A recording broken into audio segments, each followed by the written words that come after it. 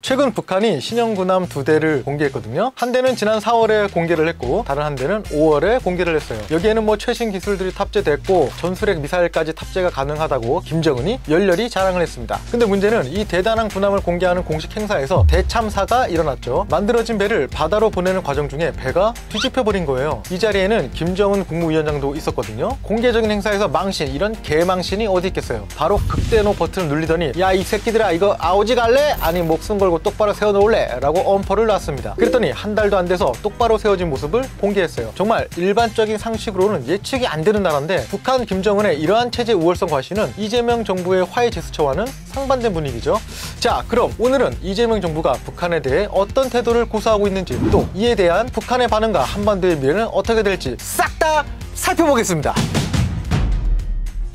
이재명 대통령은 후보자 시절 안보 분야에서 지속 가능한 한반도 평화 실현을 목표로 삼고 이산가족 상봉, 한반도 비핵화 목표 같은 것들을 추진했었어요. 6월 4일 대통령 취임 첫 연설에서도 북한과의 소통 창구를 열고 대화와 협력을 통해 한반도 평화를 구축하겠다며 북한에 대한 이번 정부의 태도를 공식화했죠. 그러니까 야 이제 우리 제발 좀 대화하면서 좀 잘 지내보자 라는 건데 북한에서는 뜨뜻미지근한 반응입니다. 그래서 이틀 뒤인 6월 5일 북한은 한국의 정권 교체에 대해 최소한의 반응만 보였는데요. 조선중앙통신은 더불어민주당 후보 리재명이 21대 대통령으로 당선됐다며 간단히 보도했죠. 근데 여기서 남한이나 남조선이 아닌 한국이라는 표현을 썼거든요. 이걸 두고 전문가들은 북한이 2023년 말부터 우리나라를 적대적 관계로 규정한 뒤 취해온 단절 기조가 반영됐다는 해석도 나오고 있어요. 이후 6월 11일 이재명 정부는 대북 확성기 방송을 전면 중단했고 이튿날인 6월 12일 북한 역시 대남 확성기 방송을 중단했습니다. 대북 확성기 다들 아시죠? 북한 사회 문제를 고발하는 내용들, 뭐 예를 들어서 김씨 일가의 백두혈통은 문제가 흔하게 많다, 북한 사회에 문제가 크게 많다, 이걸 계속 방송하면서 북한의 군인들을 살살 긁는 거, 북한 이탈 주민의 인터뷰에 따르면 이게 개성 시내까지 들리고 또 최전방에 배치된 북한군들은 반복적으로 들리는 남한의 노래에 어느샌가 흥얼거린다는 거예요. 나보고 하라고? 오빤 강남스타일밖에 없는데. 오빤 강남스타일 끊는다 이제. 잘 봐라. 북한 입장에서는 본인들의 체제를 견고하게 해야 되는데 군인들이 한국 노래나 부르고 있는 걸 보면 아주 미칠 노릇이겠죠. 대통령실은 대북 확성기 중단 조치에 대해 남북 간 긴장 완화를 위한 조치이자 한반도 평화를 위한 실천이라고 이야기를 했고, 접경지 주민들 또한 그동안 대남 확성기 때문에 큰 불편을 겪어왔던 터라 환영한다는 의견도 많았죠. 다만 군 당국과 정부는 북한의 방송 중단이 계속 유지될지는 지켜보겠다는 견해를 밝히기도 했어요. 지금 영상을 만드는 이 시점까지 계속 대남 확성기 방송이 안 들린다고 해요. 이후 대북 전단 살포와 관련해서도 이 대통령은 관계부처에 불법 전단 살포 사전 예방 및 사후 처벌 방안을 마련하라고 지시하기로 했어요. 실제로 어제 잡힌 거 알죠? 뿌리다가요? 뿌리다가 실제로 잡힌 게 있습니다. 이렇게 보면 이재명 대통령이 북한에 대한 본인의 공약을 차근차근 밟아나가고 있는 것 같아요. 북한과도 뭐 당장은 잠잠하게 지내는 것 같고 조금 벗어난 이야기일 수 있겠지만 외교 차원에서도 실익을 우선시하는 외교라고 이야기하고 실제로 G7에도 참석했죠. 다만 최근 북한의 동향을 살펴봤을 때 남북 관계 평화 기조를 유지하기가 쉽지는 않을 거라는 의견이 지배적이긴 합니다. 일단은요, 북한이 삐져 있는 상황입니다. 대화를 안 해요. 저기요 하고 어깨를 툭툭 쳐도 쳐다도 안 보는 거야. 일반적으로 한국의 보수 정권이 집권했을 때 혹은 진보 정권이 집권했을 때 북한의 태도가 극명하게 나뉘거든요. 과거 정부들의 사례들만 봐도 그래요. 윤석열 정부, 그러니까 보수 정권이죠. 이때는 북한이 이악 물고 우리나라를 비난했습니다. 뭐 동족으로 여기지도 않겠다, 전멸당할 것이다,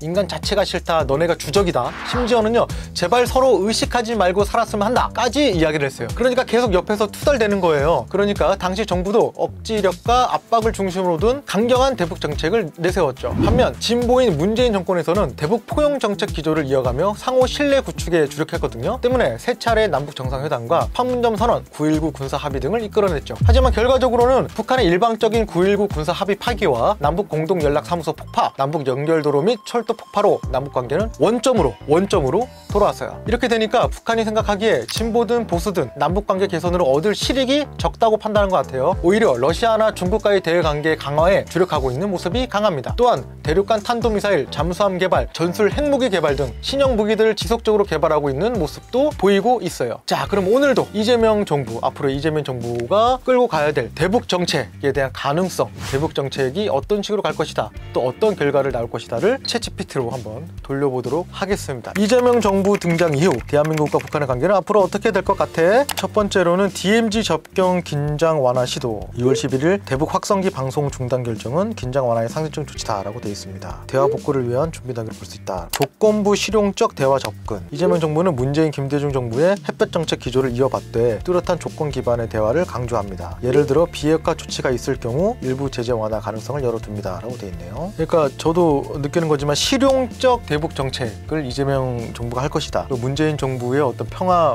프로세스, 오직 평화만을 바라보는 어떤 퍼주기식을 벗어나서 일단은 비핵화라는 전제 조건을 먼저 달고 그 다음 대화를 하겠다. 기존의 진보 정권과는 조금 다른 양상을 띠고 있어요. 미중 일과의 외교 균형. 이재명 정부는 한미 동맹을 굳건한 기반으로 유지하면서도 중국, 일본, 러시아 등 주변 국가의 관계도 균형 관리하는 실용 외교 노선을 지향합니다. 진보 정권이 대부분 다 중국하고 잘 지냈죠, 그죠? 보수 정권이 이제 미국하고 그 다음에 일본하고 잘 지내려고 하고 어렵습니다. 이거는 외교 균형이 될 것인가? 북한의 반응은 아직도 관망적. 남북 간 관계 경색이 갑자기 해소되지는 않을 것이며 북한의 대화 수용 여부가 최단 경로지만 비핵화 실천 없이는 협상 재개도 불확실합니다. 결론! 향후 남북 대화는 조건부 단계적 형태로 진행될 가능성이 높으며 안정적 관계 복원까지는 일정한 시간이 필요합니다 라고 되어 있습니다. 일단은 칭찬을 해야 될 거. 아까도 이야기를 했지만 대북방송 집권하자마자 바로바로 본인이 이제 뜻하고자 하는 실용적 대북책 쓴 거에 대해서는 결과도 나왔고 있기 때문에 칭찬을 하고요. 그 다음에 또 그 각 정부 관계 부처에 대해서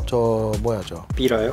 그래, 삐라 같은 거 뿌리는 거, 그래서 강력하게 처벌하겠다 우리나라. 하지만 이재명 정권이 진보 정권인데 그렇게 실용적 대북 정책을 한다고 하면 이도저도 아닌 겁니다. 지금 현재 보수가 봤을 때는 대북 확성기 확성 방송하는 것도 중단한 거는 너무 완화한 거다, 너무 좀 약하다 이렇게 볼 수가 있고, 또 진보에서 봤을 때는 또 이런 실용적인 대북 정책이 너무 좀 완강하다, 너무 세다, 진보 정권인데 더 평화적으로 해야 되지 않겠느냐. 결국 어디에도 속하지 않는 대북 정책이 될 수가 있다. 그리고 또 하나의 리스크, 경기도지사 시절에 이화영 평화부지사가 대북 송금 문제로 결국에는 대법원에서 확정이 됐습니다. 그러면 부지사가 인정이 됐는데 알다가도 모를 노릇이죠. 이런 어떤 사법 리스크 아마 이번 이재명 대통령이 임기하는 동안 계속 따라다닐 것 같습니다. 우리 이재명 대통령님 할 말을 합니다. 이게 더 위험한데 잠깐만 부탁합니다. 그렇다고 뭐 예전 그전 정권처럼 이렇게 막 어디 안기부에 자, 지금까지 이재명 대통령의 등장 이후 앞으로 대한민국과 북한 간의 관계에 대해 알아봤습니다. 오늘 영상을 보신 여러분들의 생각을 댓글로 남겨주세요. 댓글이 있나요? 아무튼 지금까지 당신을 위한 빠른 정보 274였습니다. 구독, 좋아요